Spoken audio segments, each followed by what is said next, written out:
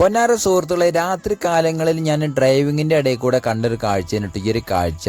അപ്പോൾ നമ്മളെന്നൊക്കെ കൂക്കാൻ പിടിപ്പിച്ച് നമ്മളെ പൊന്നാര ചങ്കോള് നമ്മളെന്നെ കാണാൻ വേണ്ടിയിട്ട് നമ്മളെ നേരെ മുന്നിലേക്ക് എത്തിയിട്ടുണ്ട്. ഒരാൾ രണ്ടാളെന്നല്ല കേട്ടുള്ളത്, 4 ചങ്ങായിമാർ നമ്മളെ നേരെ മുന്നിൽ വന്നിട്ട് കുടുങ്ങിയിട്ടുണ്ട്. അപ്പോൾ ഞാൻ ഈ വണ്ടീൻ്റെ ഉള്ളിൽ ഒളിച്ചിരുന്നിട്ടോ ഈ ഒരു വീഡിയോ ഷൂട്ട് ചെയ്യണത്. അപ്പോൾ ഞാൻ ഇവരെ കണ്ടപാടിൻ്റെ വണ്ടി ഓഫാക്കിയിട്ട് ഹെഡ്ലൈറ്റ് ഓണാക്കി പിടിച്ചു.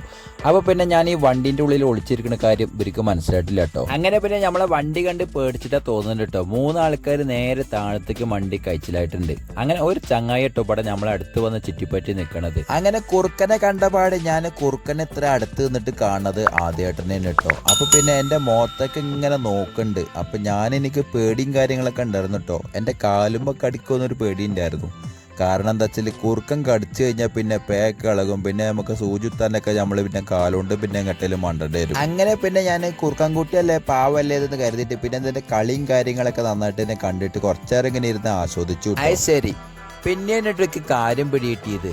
2 ദിവസം മുന്നേ നല്ല മഴ ഉണ്ടായിരുന്നത്. അപ്പോൾ മഴ പെയ്തതിനു ശേഷം ഇവിടെ നന്നായിട്ട് പാറ്റ പൊടിഞ്ഞുകൊണ്ടിരിക്കുന്നുണ്ട്.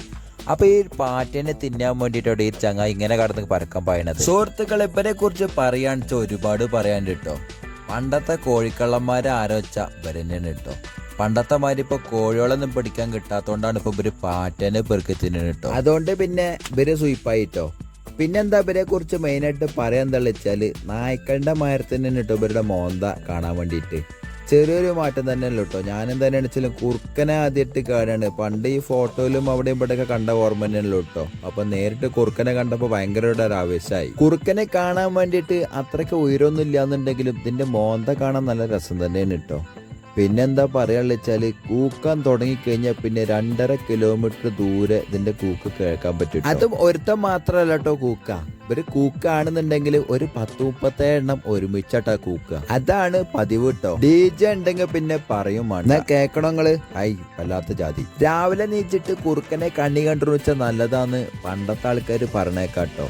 ഞാനിതുവരെയും ട്രൈ ചെയ്തിട്ടൊന്നുമില്ല കേട്ടോ.